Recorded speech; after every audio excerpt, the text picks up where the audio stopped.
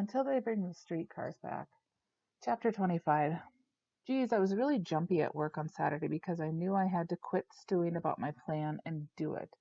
When I stopped at the liquor store, there were 2 cases setting out, and after I loaded them in the truck, I sneaked to the door of the sales room, ready to ask Sid if there was anything else.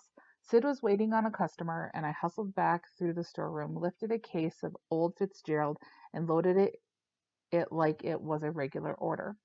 I slammed the door and drove away, and my heart was pumping like a tom-tom, and I had a hard time breathing. I thought about the right and wrong of it for days, ever since I came up with the idea while sitting in the oak tree. I put off doing anything all winter, hoping that somehow something else would happen, and I wasn't sure that I could really do what I have to, but I had to start. Gretchen was hanging by a thread, every day trying to stay alive, so sure she'd go crazy that she probably would. While I played basketball and necked with my girlfriend, I figured getting Gretchen free would make it right.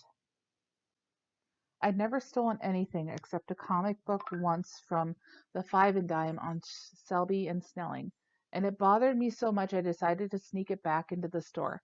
But I didn't dare. I went in and pretended to find a dime on the floor near the cash register and handed it over to the spindly lady, figuring that would make it even.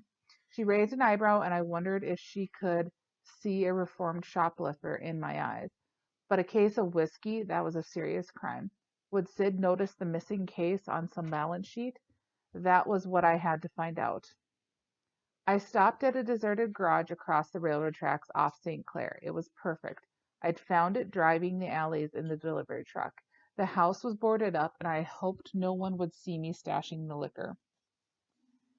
In a sweat, I set the old Fitzgerald in the garage, hid it under the rags and junk that covered the floor, and shoved the Jimmy door closed. When I drove off to make my deliveries, the hairs on the back of my neck warned me. I was out on thin ice, and I could never go back to Sid with $30 or $40 and tell him I found it by the cash register. I finished the first run around noon, and I was glad I found Gretchen behind the bakery. I was excited, and I wanted to somehow let on that I'd started. I'd been feeding her nut goodies whenever I could in hopes that they'd fatten her up, but she was thinner than ever. Standing near the open door at the back of the truck, she nailed me. Do you think it's my fault what my father does to me? What do you mean? I said, squatting beside the Plymouth. Maybe it's because of the way I am or look, or something that makes him do those things. Criminy, no, it's not you. Your father's a stinking pervert. Maybe it's my fault because I don't fight him more. I just let him do what he wants. Geez, I hated talking about this. I didn't know what to say. I used to fight him at first, but he hurt me bad, and I don't want to be hurt anymore. He tells When he tells me to take off my clothes, I just do it. He used to tie me, but he doesn't much anymore. And I did something today, I half shouted to drown her out a little while ago. That's going to get you free. Honest. Just hold on a little bit longer, please. I didn't want to hear any more of that stuff, and I was relieved that Gretchen had to get back to work. Sometimes I think about what her father was doing to her, and I catch myself and really be ashamed, and I remember how terrible it was for Gretchen and wonder if I was some kind of pervert. When I had finished for the day, I bombed home from Finley's Market to eat and get ready for the dance, and I ran fast toward the sound of Lola's laughter. My dad ate supper in a quiet mood, like he was giving up or something. My mother was in bed with a cold and her back out of whack, something that happened a lot during the winter months. Peggy had become good at filling the gap, and she'd served up wieners and baked beans.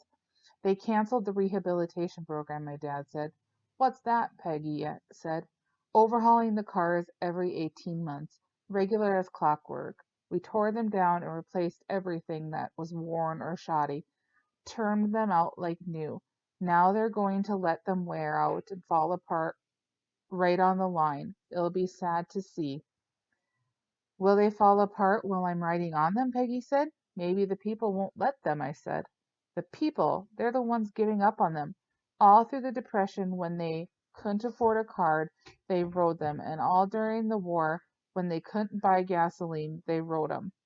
Now, in the good times, they're too fat and sassy to ride a streetcar. They're starting classes for bus drivers. Think of it, my dad kind of growled. Bus driving. You'd make a good bus driver, I said. Bus driver. I wouldn't drive one of those filthy two-bid contraptions if they tripled my salary. Those stinking beasts will ruin the city. To hell with all of them. To hell with the driving lessons. To hell with the company. Geez, we weren't used to hearing Dad swear, and we knew when to be quiet and allowed the storm to blow itself out. I was nervous when Jerry picked me up for the dance, thinking the cops were already out looking for me. Everyone must have got the car that night because Jerry and I were just doubling, and Lola and I would have the whole back seat to ourselves. The jalop hop was perfect, and I hardly noticed who was there. Lola and I danced almost every dance, and sometimes we realized we were still dancing when the music had stopped. We danced so close I was afraid she asked me if I had a flashlight in my pocket. Rock hard against her belly, she had to notice. But we couldn't have been dancing in the middle of Wabasha and 7th during rush hour for all we knew, and I only remembered the case of Old Fitzgerald once. Jerry and Sally weren't getting along too hot, and when he parked above Minnehaha Falls, she got out of the car and walked off. He went after her, and we had the car all to ourselves. Sinatra sang one of our favorite love songs, How Deep is the Ocean, and I don't know what got into me, but while we were kissing, I touched her lip with my tongue. When she didn't flinch, I moved my tongue along the edge of her lip and then slowly slipped it into her mouth. And she just kept on kissing me, and I was breathing like a locomotive, and I thought my heart would bust out of my chest. Holy smoke, I'd French kissed her. What had sounded gross when an older kid named Marvin Rust explained it to me turned out to be the most exciting thing I'd ever done. When I heard about such things, sexual things, I always figured it would be awkward, that I'd be clumsy, and I was really surprised at how easy it was and how scary and delicious her mouth was. I didn't want to act like a sex fiend, so I kissed her a couple of times with a regular kiss, and then I slipped my tongue in again and kind of felt around, and all of a sudden it met her tongue. Holy cow, our tongues were touching and teasing and tasting each other, and I thought my ears were going to blow right off my skull. I slipped my tongue in and out of her mouth a couple of times, and then I caught my breath before I died. Jerry and Sally showed up, lovey-dovey, and he headed for St. Paul. I hardly noticed we were moving, and just as we started across the Ford Bridge, she nearly blew my socks off when she slipped her tongue into my mouth. Halfway across the bridge, Jerry hit the brakes, and we just about ended up in the front seat. Look, he said. There was Steve, sitting on the concrete piling of the bridge, with his legs hanging over the side. Geez, one slip and he'd fall a mile into the frozen river. Jerry stepped out of the car and called over the roof. Hey, Steve, what you doing? Steve looked over at us for a minute like he didn't know us. Hi, Jer. I'm going for a swim, he yelled, and I could tell he'd been drinking. I got out and walked towards him, and I wasn't sure what to do. And the wind was blowing, and it was freezing out there. Don't get too close. I might lose my balance, he said. Lola and Sally came and stood beside me on the sidewalk about 10 yards from Steve. I've got to move the car, Jerry said, and he drove across the bridge, and I thought the rat was deserting us. Why don't you get down, I said. You could get hurt goofing around like that. Get down, Steve, please, Lola said. I tried to inch forward in hopes that he wouldn't notice. Don't get any closer, he shouted, and I backed up a step. Come on, Steve, get down. It's cold out here. It's cold everywhere, he said. What's the matter? Why are you doing this? I said. Because no one in the world will give a damn if I'm dead or alive. We do, I said. All your friends do. And your parents do, Sally.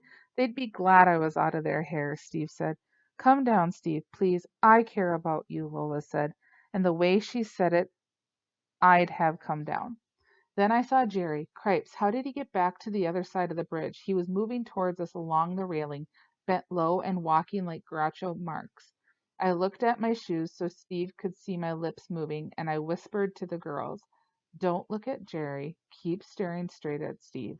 As long as Steve turned and looked over his left shoulder at us, he'd never spot Jerry coming from his right. Come on, Steve. Quit fooling around, I said, trying to keep his attention. You've got tons of friends who care for you. Please, Steve, Sally said. Come down and... No, no. He waved his hand at us. Go get Katie and bring her here. If she cares if I'm dead or alive, I'll get down. Go on, get her. He patted the railing. I'll wait right here. Jerry was almost there. Okay, I'll get her, I said. But what if you slip while I'm gone? Get down on the sidewalk until I get back, and then... Yeah, Jerry yelled as he grabbed Steve from around the waist, and Steve blurted a shout of surprise. I ripped over and grabbed Steve's arm, and we dragged him off the concrete railing and flattened him on the sidewalk. Let go, Steve yelled. Just leave me alone. Don't you ever do that again, you dumb bunny. I shouted in his face. I pounded on the chest. Don't you ever. Geez, I was hitting him pretty hard, and I let up, but I was mad enough to kill him, and I was crying, and I wiped my face, and the girls were crying, and we were all kind of piled up on top of Steve and hugged each other, and I could smell beer on his breath, and everyone was laughing and crying in a big hog pile. How'd you get back to the other side? I asked Jerry. I hitchhiked, rode right past you. The guy wondered what was going on, and I told him we were just goofing around. Great move, I said, and I punched him to the shoulder. You scared the crap out of me, Steve told Jerry, like he was really mad. I almost jumped into the river. We better get out of here, Jerry said. Someone might have called the cops. We helped each other off the cold concrete and piled in the car at the end of the bridge, and we drove around for over an hour talking with Steve and trying to show him that we cared about what happened to him. And then we dropped him at his house. When we got out and went in, I realized we couldn't keep him alive if he wanted to die. 10 minutes later, he could walk back to that bridge. I didn't know if Steve would ever have the guts or enough pain to jump, but it made me feel bad that he even thought of such a terrible thing.